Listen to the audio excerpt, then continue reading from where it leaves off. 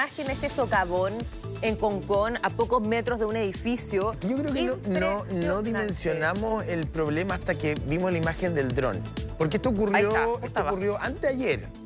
Anteayer se reportó el forado, digamos, que se produce en el Parque Dunar, en el fondo, porque eso es arena. Y claro, había instrucción de evacuar, había solamente 12 familias, porque es un edificio de departamento que más bien se usa para el verano, para los fines de semana. Entonces se evacuó muy rápido, ya. Había un socavón, se hablaba del peligro de desprendimiento, básicamente del asfalto, en fin. Pero cuando ya tuvimos la panorámica, o sea, cuando tuvimos la vista del dron que te permite ver, digamos, la panorámica completa, ahí uno ve que la estructura está prácticamente al borde, o sea, es una cosa brutal. Y además, bueno, hay más edificios a los otros lados. Yo ayer estuve leyendo un poco, Andrés Cañolev está con nosotros desde la Quinta Región, la historia de las dunas. Debo reconocer que yo tengo una propiedad en las dunas, así que no me voy a hacer aquí no voy a rasgar vestidura, porque es que hay tengo que, al tiro yo digo, esta es mi situación personal, para que sepan al tiro. No, yo sí tengo un departamento, no en la primera línea, pero que está un poco más arriba. Uno compra porque, bueno, hay un desarrollo inmobiliario, urbano, la vista es bonita, bueno, uno compra. A lo mejor uno comete un error, pero el punto es el siguiente. Ayer leía un poco de la historia de las dunas, de que la dictadura, digamos, se apodera de las dunas porque era de la sociedad de cajas de empleados particulares. Luego aparece una sociedad ligada a los hermanos Pérez Lloma, que lo urbanizan. Después se declararon las dunas como una reserva. Primero eran 50 hectáreas, luego se redujo a 12. O sea, hay una historia ahí que debemos conocer, básicamente. Pero ¿sabes qué? Hay muchos grupos que obviamente velan por las dunas, que hace años están insistiendo en la protección ante también el boom inmobiliario que hay en ese sector. Andrés, esto es clave, esto también abre el debate de dónde estamos construyendo, qué pasa con los permisos, qué pasan con los informes de impacto ambiental y el peso que tienen a la hora de una construcción.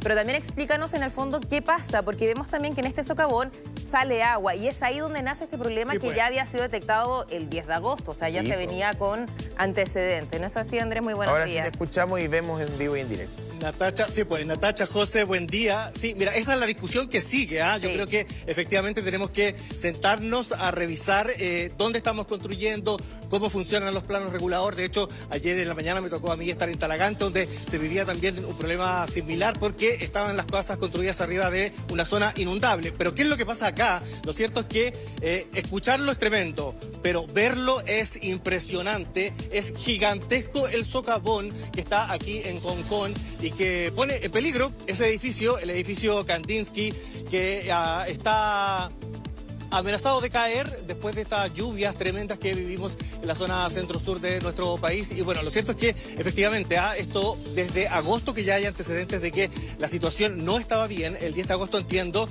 se produjeron los primeros deslizamientos hasta que finalmente antenoche caen los tubos del colector de aguas lluvias. Y aquí hay un tema importante, la alcaldesa Macarena Ribamonte lo dijo ayer, este colector de aguas lluvias fue construido en el 2005, pero ¿qué pasa? Entre el 2005 y el 2023 explota finalmente, hay un boom inmobiliario acá y es precisamente este colector de aguas lluvias el que tiene que ser capaz, y no fue capaz precisamente de recibir el agua precisamente de todos estos edificios. Y este es el resultado, este enorme, gigantesco socavón, ahí lo están viendo ustedes en imágenes. Mira, lo cierto es que estas familias, de las 25 personas que estaban la noche de ayer, 11 habitan acá día a día en este edificio, el resto es todo segunda vivienda, pero es un edificio de lujo, por lo tanto también es bien interesante ahí empezar a analizar de qué manera se toman las decisiones acá. Estuvimos anoche nosotros ayer, estuvimos hasta muy tarde viendo también la situación que se estaba viviendo arriba, porque tanto el municipio como Carabineros instaló un operativo de seguridad y de resguardo, porque efectivamente está estrictamente prohibido el paso a cualquier persona hacia el edificio, porque el riesgo es latente, el riesgo es inminente. Y a pesar de que hubo una inspección visual que dice que el edificio no tendría problemas de caer, lo cierto es que recién hoy, va a tener un análisis de un mecánico de suelos que va a definir y decidir si está en peligro o no de derrumbe. Andrés, ayer estaba hablando con una de las vecinas que no está en el edificio que está justo al lado del socavón, sino hay varios edificios al lado. ellos al parecer no han sido evacuados. Sí, pues. Muy importante lo que dices tú, en el fondo hoy al mediodía van a ir también expertos para ver esta situación. Son edificios incluso más grandes del que está al lado del socavón y ellos también están súper preocupados, ¿no? En cuanto a esta infraestructura que dices tú, ahí se abre también el debate. ¿Qué pasó ahí? ¿Hubo poca fiscalización? ¿Hubo demasiada agua en este colector de lluvia, cierto? A raíz, cierto, del cambio climático, etcétera. Eso también se tiene que evaluar. Pero es muy interesante donde estás tú, porque Andrés, tú te pusiste, entiendo, en la calle de más abajo. Tenemos la imagen del dron, pero también tenemos la imagen de más abajo para mostrar finalmente, por lo que entiendo, la ruta que une Concón con Viña del Mar también ha quedado completamente cortada por este socavón que es sumamente profundo, ¿no? Esas imágenes del dron grafican de manera súper clara lo que se está viviendo acá. Y cierto, esta es la avenida Borgoño, claro. Está completamente cerrado su paso también, no solo arriba al ingreso del edificio, sino que también acá, desde el Hotel Radisson de Concón, por lo menos son varios metros los que está cortado, completamente intransitable. Y lo cierto es que ha causado bastantes estragos entre Viña del Mar, Concón. De hecho, ambos alcaldes van a venir también a fiscalizar y analizar cuál es la situación y de qué manera se actúa también. Porque la solución acá no es a corto plazo, es al menos 6 meses los que tienen que trabajar, porque hay que reponer ese colector de aguas lluvias y esta vez hacer un colector de aguas lluvias que responda finalmente a todos los edificios que están aquí instalados, porque el 2005 esto no existía. Entonces, ahora, Andrés, la capacidad era mucho menor y hoy no resistió. Sí.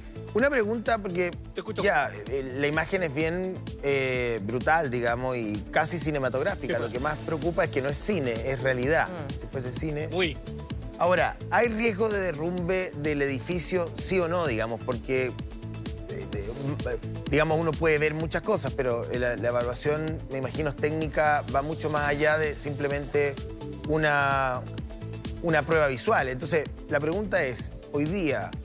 Tú lo que has podido reportear, conversar, leer, no sé, en el camino, ¿hay riesgo de que se caiga el edificio o no? Mira, es bien clara la pregunta y la respuesta no está clara, porque ayer se hizo una inspección visual y de un experto, y él dice que no hay riesgo. Pero la inspección física recién va a ser hoy. Por lo tanto, lo que podemos decir hoy es que el riesgo de derrumbe es latente. O sea, esto podría ocurrir. Efectivamente, nosotros no tenemos certeza de que esto no ocurra. Y de hecho, este socavón nadie lo imaginó nunca. Entonces, que el edificio se derrumbe también podría estar dentro de las posibilidades, lamentablemente. Oye, qué tremendo. Había 12 familias solamente a la hora de la evacuación, sí, bueno, porque es un edificio que, bueno, como la mayoría de los departamentos... Entiendo, se usa los fines de semana. Sí, segunda vivienda. Claro, en la temporada estival. Pero hoy día los demás edificios siguen, entiendo, con moradores, ¿no? No el que está en la primera línea del socavón, sino que el que está atrás, por ejemplo. Solo el edificio Kandinsky fue evacuado de manera preventiva. El resto no. Y de hecho conversamos con algunos vecinos para que nos cuenten cuál es la situación que están viviendo y enfrentando en estos días.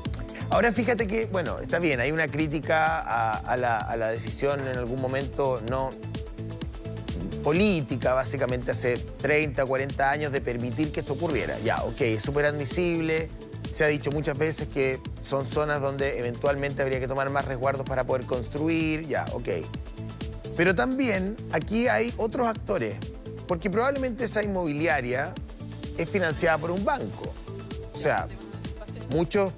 proyectos inmobiliarios, la mayoría de los proyectos inmobiliarios cuentan con un crédito que luego las inmobiliarias pagan a los bancos. Entonces, aquí hay muchos actores que permitieron que esto ocurriera. O sea, el banco prestó el dinero, me imagino, no sé si es el caso no creo que esta inmobiliaria haya pagado ya el proyecto completo. O sea, generalmente las inmobiliarias también piden créditos para hacer y luego pagan ese crédito con lo que la utilidad que sacan de la venta. Entonces, hay una instancia, me imagino, de pedir permiso no solamente, digamos, desde el gobierno local, sino que también se hacen evaluaciones bien cruzadas. Entonces, uno dice, bueno, el boom inmobiliario de la inmobiliaria, bueno, pero a las inmobiliarias si hacen es porque se les permite hacer, digamos. Que todo el sistema está hecho para que el proyecto se concrete. O sea, como dato, como trivia, o sea, un departamento acá cuesta cerca de 500 millones de pesos. ¿Se imagina? Claramente hay una inversión mayor en la que se hizo acá y que no se condice finalmente con este colector de aguas lluvias porque no responde finalmente a esta enorme demanda. Pero les decía yo, conversamos con vecinos para que nos cuenten de qué manera están enfrentando este momento. El edificio no tiene ningún daño. Ya. Solamente la duna que es la contigua al edificio es lo que se dañó. Está la incertidumbre, nadie sabe nada, nadie sabe qué pasó, qué va a ser peligroso, nada. ¿Cuánto es lo que se cayó? Yo creo como unos 10 metros, 15 metros. Este no es un problema que tenga connotación nacional. Eso se resuelve en esta localidad y con la gente que está encargada.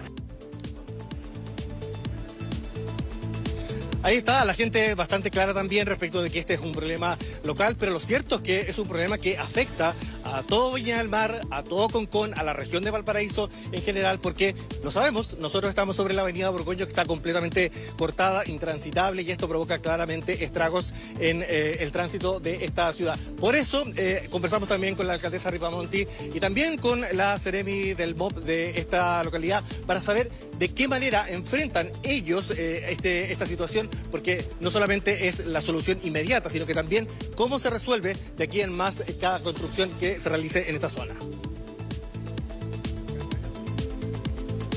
Hay dos posibilidades. Una, que efectivamente esta obra el año 2005 se ha diseñado de manera inadecuada, por lo tanto la infraestructura hidráulica ha colapsado, o bien existe la posibilidad de que esta se haya sobrecargado por los aumentos de los ramales el año 2017. Y allí existe un informe técnico de la Dirección de Obras Hidráulicas que no es favorable a esa ampliación de los ramales. Ahora, esta es una información preliminar y la definición técnica de qué es lo que ocurrió, quiénes son los responsables y con quién se tiene que repetir eventualmente por una responsabilidad del Estado o bien de alguna responsabilidad privada, tiene que definirse en alguna investigación conducente. Evidentemente va a haber que hacer una investigación en algún momento para poder recabar esa información respecto de cuáles fueron las indicaciones y por qué se tomó finalmente la medida de sumarle mayor carga a este colector. Está tomando la carga de agua lluvia de todo el sector urbano que se transformó la parte alta de las dunas.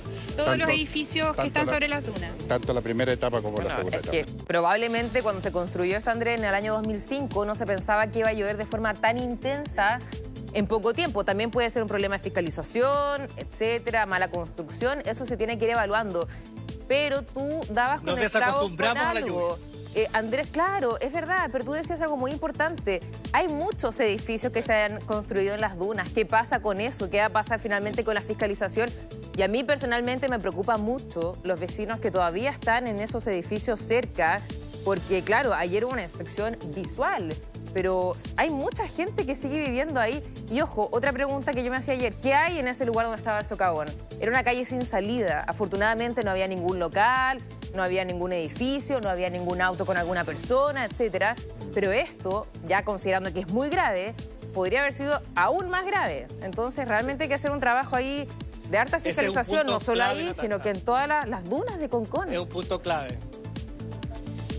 Pudo haber sido una tragedia, afortunadamente no fue así, porque efectivamente este edificio, lo que se generaba ahí era un mirador. La calle terminaba en ese lugar, así que claro, afortunadamente no tenemos que lamentar ninguna víctima de este socavón y de este accidente. Ahora, ¿cómo se resuelve esto? Es parte de lo que vamos a estar analizando durante la mañana, porque nos quedamos aquí precisamente, ya lo saben ustedes, dentro de mucho gusto vamos a estar revisando los detalles de lo que pasa con este socavón que amenaza la seguridad de Viña del Mar y de Concón.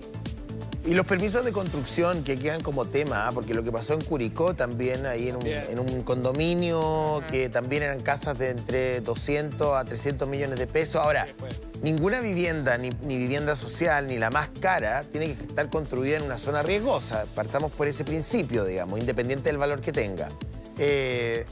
Ahora, aquí también te digo yo, los bancos muchas veces toman estos departamentos como prenda. ¿Cómo un banco hipoteca un departamento que está en riesgo? O sea, hay una serie de actores más allá de la municipalidad solamente. Sí. Porque ayer intentaba como apuntar a la alcaldesa Ripamonti cuando está ahí hace un par de años. Por favor, qué ridiculez más grande. O sea, ella llegó a administrar lo que ya estaba. O sea, no es que yo la quiera, digamos, no tengo ni una relación personal con ella, pero No, hay que tener un poco de sentido común y de sensatez cuando uno enfrenta algún tipo de debate de este tipo. Hay Entonces, varias situaciones irregulares que están normalizadas. Por supuesto, ella puso la cara nomás, pues nada más, la pobre ahí tratando de administrar una estructura que viene añeja desde hace muchísimo tiempo. Bien, te dejamos, pero nos vamos a otro lugar del país. Gracias.